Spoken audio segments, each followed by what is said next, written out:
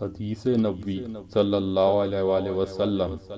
رسول اللہ صلی اللہ علیہ وآلہ وسلم نے فرمایا، روزہ دوزخ سے بچنے کے لیے ایک ڈھال ہے، اس لیے روزہ دار نہ فحش باتیں کرے اور نہ جہالت کی باتیں، اور اگر کوئی شخص اس سے لڑے یا اسے گالی دے تو اس کا جواب صرف یہ ہونا چاہیے کہ میں روزے دار ہوں۔ حدیث نبوی صلی اللہ علیہ وآلہ وسلم۔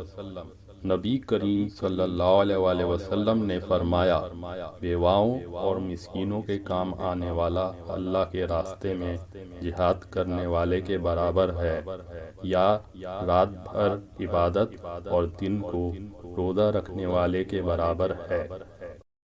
پیارے دوستوں، ایسی احادیث سننے کے لیے چینل کو لائک اور سبسکرائب ضرور کریں اور بیل آئیکن کو بھی ضرور دبائیں تاکہ آپ آئندہ مزید احادیث کی ویڈیو دیکھ سکیں، اور دوستوں سے بھی ضرور شیئر کریں۔